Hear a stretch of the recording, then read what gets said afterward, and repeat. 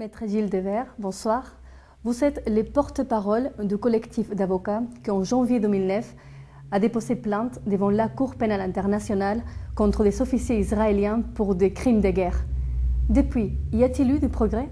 Les faits sont établis par le rapport Goldson. Tout le monde sait que des crimes de guerre et des crimes contre l'humanité ont été commis. Mais l'Assemblée générale de l'ONU, au mois de novembre 2009, a demandé à la Palestine de juger les faits.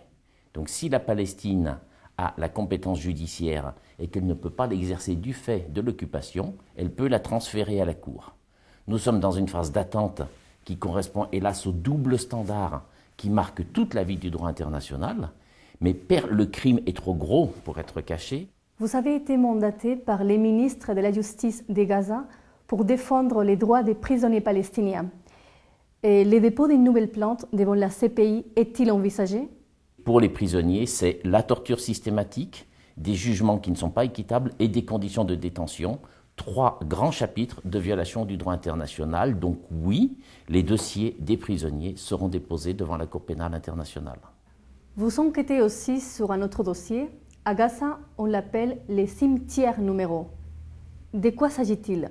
Un certain nombre de détenus décèdent en prison et Israël refuse de restituer les corps, c'est-à-dire qu'il fait purger la peine aux cadavres. Donc on indique à la famille que le décès a eu lieu en passant par la Croix-Rouge.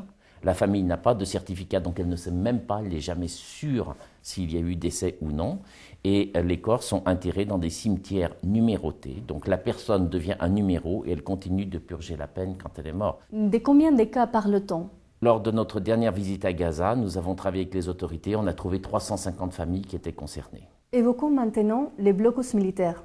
Vous travaillez aussi pour débloquer l'export des marchandises depuis Gaza. Quels sont les arguments légaux qu'Israël utilise pour maintenir ces blocages? Raison de sécurité, ce qui ne veut absolument rien dire. Qui peut me dire quelle est la raison de sécurité qui interdit d'exporter des fleurs depuis Gaza? Ces fleurs sont attendues aux Pays-Bas, elles sont référencées et nous avons un accord européen du mois de septembre 2011, applicable au début 2012, qui libère les droits. C'est-à-dire que l'Union européenne, très culpabilisée de ne pas aider davantage la Palestine, a libéré les droits de douane sur les exportations palestiniennes. Donc dans la mesure où ces produits sont libres, nous n'avons plus à passer par les douanes israéliennes et des exportateurs sont en train de s'organiser effectivement pour des exportations de fleurs depuis Gaza à direction de l'Europe. Vous parlez des fleurs. Y a-t-il d'autres produits?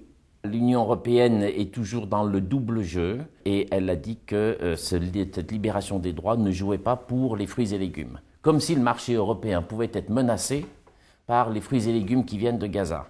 Donc pour le moment ce sont les fleurs, ça peut être les produits agricoles transformés.